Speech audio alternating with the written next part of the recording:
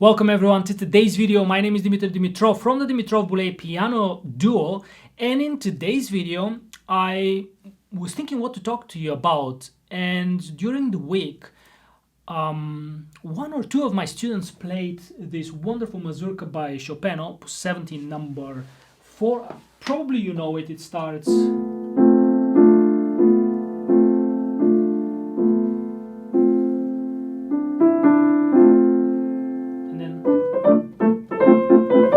etc. And so I thought it would be actually very nice to talk to you about a few ideas, because I got asked several questions about the piece, how to perform it, how to interpret the piece. And while that's something very personal, I understand that when you study and when you're studying piano and when you're improving and you're trying to learn things, you also don't know yourself how to interpret pieces. And so I thought it would be very useful to share with you a few ideas that I discussed with my students. And for those of you who aren't our students, then you can learn something new and perhaps get inspiration to work on this wonderful piece. So one of the questions that I very often get asked is, what's the tempo? What's a good tempo for me to play this piece? Now, of course, you can look always at the indication up in the score, and in this case it's lento ma non troppo, which would mean that the piece is quite slow. Now, I always say that interpretation is something very personal, and I would always recommend that you learn a lot of pieces, that you play as many pieces as possible, so your feeling for style develops as well, and your knowledge and understanding of pieces develops. But I would say that also it's extremely important to experiment with interpretation. Of course, the first and most important thing is to know the notes and to be very comfortable with the piece, playing the notes. But I would say feel free to try different tempi. For example, you can start the piece very static in a way and very steady.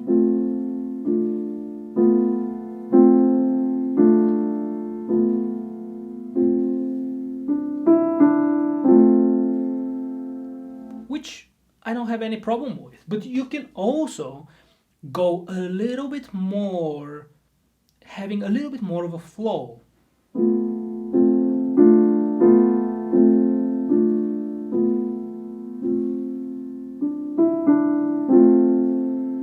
Now, I like both versions, and what I would say is that with the first version, while we're playing a little bit slower, you don't have that much space for rubato. But in the second version, because I went a little bit forward, you could hear, I don't know if you could hear, but now probably will when I tell you this, that at the end of the third bar, I slowed down.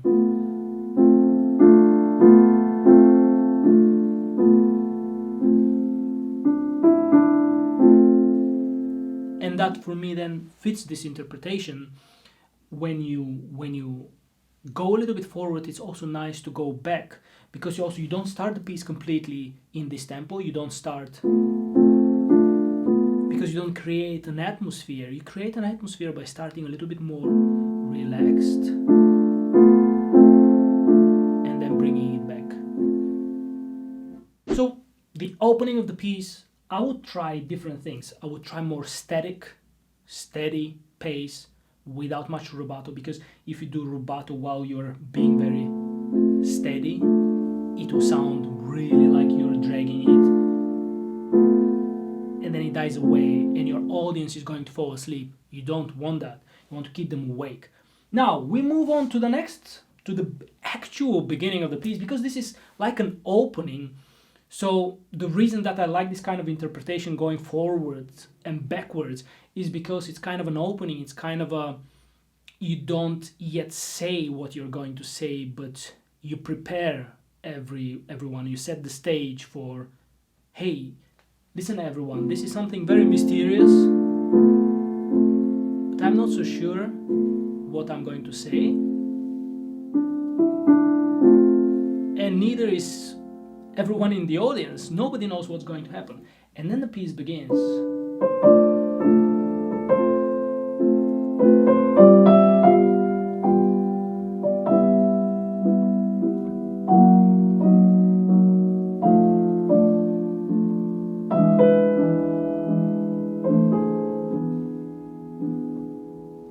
The same thing goes for the actual beginning. You have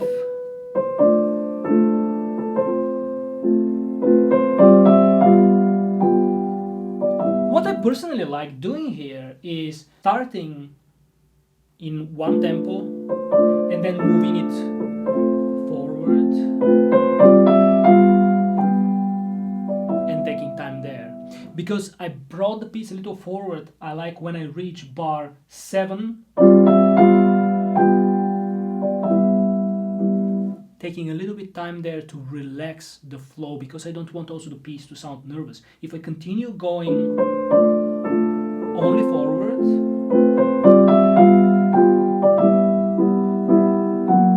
now I feel, probably when you're listening also you experience that I feel certain kind of nervousness. But I want the piece, while it has certain uncertainty, I also want the piece a very relaxed and comfortable pace. You also have the option, of course, to play the piece more steady, like we just discussed in the opening.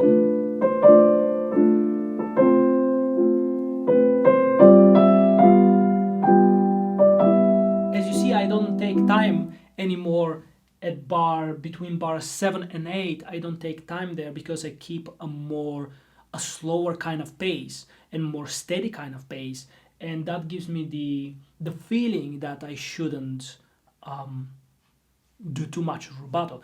So that was one of the things that I discussed with my students this week. It was about timing. It was about how to properly divide your timing while you're playing. The other thing that we came to discuss was a little later in the piece, when you have those in bars 13 and then bars 15, you have. Now, I heard a lot my students trying to play this bar 13 completely strict and on time. And while that's very good in the beginning, when you're studying the piece, I always say, yes, definitely go and try to be as precise as possible with the timing, with the counting, because you develop your sense of rhythm and sense of pulse, how to maintain a certain pulse with a piece. But later, if you know the notes and if you're already comfortable with what you're playing, it will be very nice that you are not completely rigid at the end of bar 13. That you take a little bit of time and then go forward. That's the other bar that we were discussing, how to time those 15 notes that you have in the right hand in combination with only 3 notes in the left hand. My advice is always, in the very beginning when you're studying, just decide very rigidly which note you're going to align, which notes of the right hand you're going to align with the left. For example, you can start. So in this case, I align the first D, then the D sharp, and then the G sharp with the left hand. It doesn't matter that you're going to sound a little bit mechanical, a little bit without freedom. That's absolutely fine, because your goal is to really, really have a very stable feeling and sensation while you're playing.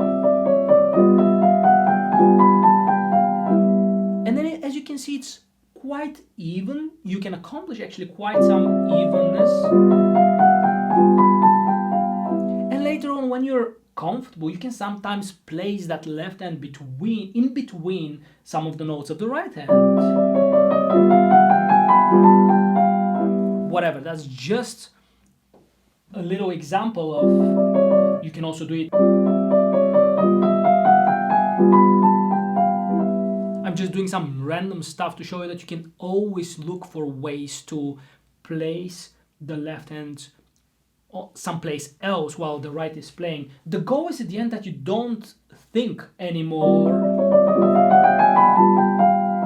But that can only happen when you really know well the notes of the right hand, and when you were very disciplined in the beginning to time them rigidly with decided notes in advance from the right hand, left and right being always playing always together on the same notes as an exercise. So those were some of the things that I talked about with my students. Don't forget one thing before I finish this video. If you look at bars 11 and 12, I very often hear a little something there. As you can see, you have a 16th note with following a dotted 8th note, this. What I very often hear is 2 8th notes.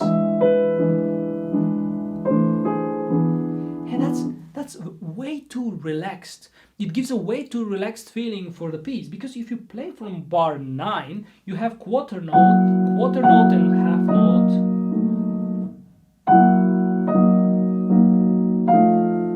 And now if you do the 16th note, it gives a nice impulse, a nice feeling of reminiscence if you want, because you're telling a story.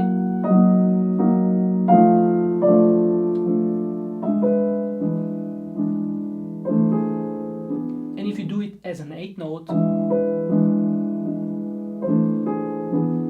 it becomes a little bit too regular in my feeling, but that's perhaps because I'm used to the piece and I know it and I have a certain feeling already for the piece. But don't forget what Chopin wrote in this case. You know, interpretation is something that you can feel very free about, but there are certain things that I always say are extremely important, like what the composer wrote in the score. We're not talking about what the composer wanted, because I hear very often people thinking that they know what Chopin wanted or what Beethoven wanted. We don't know, and we will never know what they really wanted and how they wanted the piece to be interpreted, more rigidly or with more rubato. Everybody has a different opinion. I'm always very free with interpretation, but what I'm not free with is what the composer put in the score as notes, as notation, as rhythm. That's what they wanted. They wouldn't have put it on the paper if they didn't want that.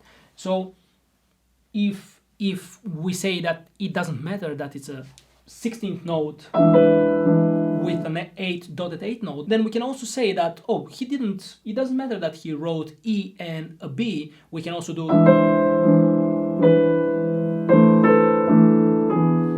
improvise and start playing other notes. So there are certain things that you have to be respectful of and play them as the composer notated in the score. But after that, interpretation, how soft, how hard you're going to play, what kind of rubato you're going to play, that's going to be a combination between knowledge, playing a lot of pieces and learning from a teacher. If you have a good one, you can learn a lot of appropriate and good things from your teachers.